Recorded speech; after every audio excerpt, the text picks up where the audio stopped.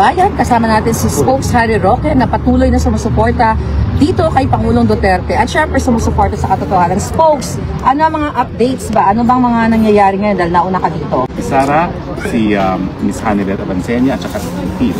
At nandun sila ngayon at magkakasama sila na nakipagpulong ngayon kay dating Presidente Duterte. So, anong may update na ba about sa, yung kasama ka sa team? Wala pa akong balita kasi hindi pa nakakausap si Presidente Duterte. Kinakailangan ko endorsement ni Hoffman para makita. Ang huli namang balita is sinanungan ni VP Sara, si Hoffman, kung kailan na i-endorse ako para makapasok as a potential lawyer. Ang sagot niya is may policy nga na ang mga visitors ngayon ay mga close family members. Okay, so hindi naman makaka-affect sa as an asylum seeker like you? Hindi naman makaka-affect ka? Wala pong request na yun kasi ang importante habang ako'y aplikante, hindi ko napasalikod sa Pilipinas. Kung sakaling makuha ko ang abogado, sabihin, wala akong hassle na worry about deportation. Yun po yung right na.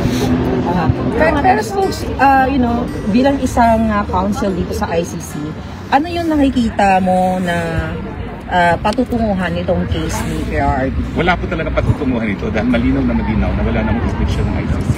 Meron na po decision sa Burundi case na kapag ang preliminary investigation ay nasimulan sa loob ng isang taon matapos mag-deposit ng instrument of withdrawal, talagang po pwede magtuloy. Yun yung nangyari sa Burundi. Pero nangyari sa Pilipinas, pangalawang taon na nagsimula. Kaya wala nang dahilan para magkaroon ng jurisdiction. Bukod pa dyan, yung illegality ng arrest, na-decision na rin ng ICC. May isang nasasakdan po na Libyan na ganun din, irregular yung pag-aresto sa kanya, hindi dumaan sa lokal na hukuman at sinabi ng korte na dahil mali yung kanyang proseso kung saan ako yung pagkatao niya, hindi magkakaroon ng jurisdiction ng hukuman.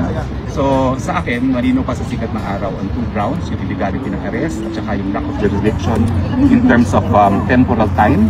Yung temporal kasi yung panahon na wala na talagang jurisdiction ng ICC. So it's a matter of time at ang akin nga is dapat maisampa na agad yung motion to dismiss before anything else.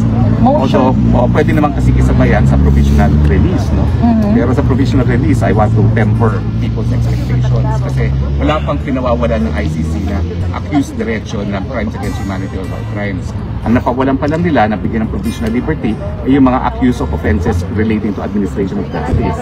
Hindi yung mga main suspect mismo. So, ang track record ng ICC, hindi nag-grant ng provisional release yung mga akusado mismo for the core crimes na linilitis ng buwan. Pero siyempre, susubukan pa rin, dahil 80 anyos na ang presidente. Tingin ko naman, alam natin na pag may nangyari kay presidente sa loob ng kulungan, talagang cargo de conscientia ng hukuman. So tingin ko, pag-iisipan din nila ng mabuti yung provisional release dahil hindi naman nangyari na mayroong 80 anyos na akusado na nasa poder nila. Yung marami pong sakit. Yung motion to dismiss, let's say for example, ikaw yung lawyer ni PRRD, kailan dapat ipapile? As soon as time possible. So hindi pa napapile? Ang alam ko hindi pa ba, pero bakit kaya? My mind, kung ako yung nabigyan ng pagkakataon, wala naman akong pagkakataon, ako yung nagsasalita lang as a commentator, no? Dahil I have the qualification naman as a member of the District Council, hindi ko alam kung bakit. But, ang pagkakakilala ko kay Presidente Duterte, biglang naging amo ko naman siya, talagang hindi niya matanggap na pinahaharap siya sa mga dayuhan. So, bago ba i-file yung motion to dismiss na yan, kailangan bang may i-gather na mga evidence or whatever para i-present sa court? Well, alam ko, dun sa nangyari dun sa pag-aresto, pwede humingi ng evidentiary hearing. So, pwede talaga mag-schedule ng hearing ng korte at mag-present ng ebidensya. Yung SPP naroon, inaresto siya para i-relate na walang pinapita at saka walang request ng ICC na mag-cooperate ng Pilipinas, na walang Interpol red notice, na meron lang diffusion order, na diffusion order nanggaling din sa Pilipinas. Parang hiningi ng Pilipinas sa sarili niya na tulungan kaming arestuhin ito, which is ridiculous, di ba? So, kung pwede mong i-allege na yung illegality, tapos yung pagpuprueba, magkakaroon ng hiwalay na pagdinig para tanggapin yung mga ebidensya. Pero yung issue ng jurisdiction, dahil nagsimula ang preliminary investigation after 2 years, that's a purely question of law. So sa akin, pwede ng decision yan na walang kahit anong hearing. Yung question of law na. Ang preliminary investigation ba na nasimulan sa pangalawang taon matapos ang instrument of withdrawal, yan ba ay tama o mali? So dapat ma-decision na yan dahil kapag sinabi ng hukuman na mali, tapos na ang boxing, uwi na si Taray. Yes, I hope makauwi na talaga si PRRD. Spokes, kumusta ka naman bilang asylum seeker? Kasi alam niyo mga kababayan, mga katulad ka. Hindi biro ang pinagdaanan mo para makatakas sa kamay ng Polboronic government. So pwede mo bang i-share dito sa ating mga kababayan kung okay lang sa iyo yung pinagdaanan mo since na tinarget ka nila katulad ko? Well, gaya ng sinabi ko, talaga napaiyak ako nung ako'y pumirma ng asylum application kasi yun nagbigay ng karapatan na hindi na ako pwede mapabalik sa Pilipinas. Panandalian habang dinidinig yung aking asylum. At matagal nga yung proseso bago ma-approve yung asylum. Kaya, so parang nakahiga ako dahil meron na akong halayaan magkano at kahit ang paggawin nila hanggang hindi tapos ang asylum. At ngayon, talagang naawala ako dun sa mga vloggers na tinatakot din ng contempt. Yun nangyari kay MJ na kapag hindi siya mag-apologize at umamin yung umano na fake news editor siya, ipapakontempt siya, naintindihan ko yun kasi sino ba naman gusto na ma-assist ko, pero parang napakasama nung nangyari sa kanya.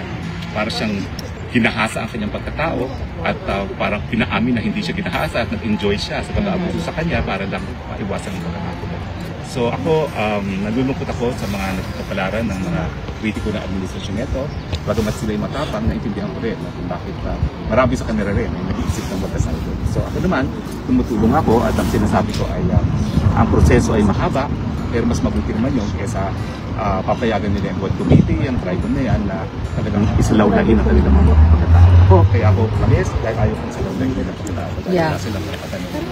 First Spokes, kumusta yung pagtanggap sa'yo ng ating mga kababayan, mga Pilipino, mga yung kumakausap sa'yo, yung sitwasyon mo, anong Well, sa tulak ko, tumataba na naman ako kasi lahat sila nagbibigay na pagkain. Maraming salamat po. Hindi na ako gumagastos sa pagkain. Lahat sila nag-offer din na tuluyan, no? Yun na nga, yung isang pagpili, the process of being lifted, pwede na makanan, so, napaka-into ko. Sensya na po kasi yung kulto ng buong season naman sa ay nalarin ko rin sa Novela. Baka nandyan sa paligid. So, I'm sure nandyan dito sila sa Paano mo pinagpatagtan yung sarili mo? Meron ka bodyguard? Wala. Pinag ko sa heart. Ang dragon lady ang ating bodyguard. Oo, diba? Yeah, well, I'm here. We're here to support you and syempre ang PRRD. At kaya ka naman nandito dahil kay PRRD. Kaya tayo nandito dahil kay PRRD. Para sa Pilipinas na rin, no? Kasi mali itong nangyayari na dayuhan ang gusto mag-usga kay Presidente sa mga di umanong pagdapat sa ating batas sa Pilipinas. Mga talaga tayong malaki dapat hindi nangyari yan. Yeah. Yes, so yun na lang muna. Gusto mo nyo magtanong? Ikaw naman ang aking tatanungin. Diba? Akala ko So ikaw naman Mario Dragon, kamusta naman ang tingin mo sa reaksyon ng mga Pilipino dito sa Europa dito sa pag-aresto kay Tatay Digong? Oh well, nakikita naman natin talaga itong mga kanina, may nakausap tayo palangga from New York, from Ireland, talagang, di ba? Ayan sila, kunan natin. So talagang dumadayo para ipakita ang suporta kay Pangulong Duterte. Again, they spend their own money, yung time nila. So, meaning yung puso nila na pagmamahal sa bayan at support kay PRRD, unconditional talaga. Wala talaga nagtuto sa kanila. Para katulad namin, na wala natudyok, kundi nararamdaman na lang namin ng tumitibok-tibok ang puso ng friend ko dito na talagang nung binabiyahe pa lang si PRRD, kinukulit niya na ako na mag-travel dito. So, mararamdaman mo talaga na organic or genuine yung pag-ibig para sa bayan at para kay PRRD. At ano naman ang advice ba sa mga Pilipino na gusto pumunta dito para masilayan man lang si Presidente pero hindi mangyayari yun kasi talaga family na nakaka. Walang advice ko sa kanila, pwede pa rin sila pumunta. Imbis na mamasyal sila sa Pilipinas kasi mas sad to say, nakakatakot magbakasyon sa Pilipinas right now dahil bumabalik yung mga tanimbala. You guys are welcome here para magsama-sama tayo dito at para maipakita lang natin yung ating suporta. Although hindi nyo talaga makikita si PRRD dahil family lang so far. So yung being here is already a historic na feeling na, wow, I've been there, di ba? After 5 years, 10 years, kung ano man ang mangyari sa mga buhay natin. May kukwento natin sa ating mga anak, mga pamilya na pumunta ako dyan. Nakita ko yung mga kababayan, naramdaman ko yung feeling, yung emotion bilang isang sumusuporta sa bayan at of course kay former President.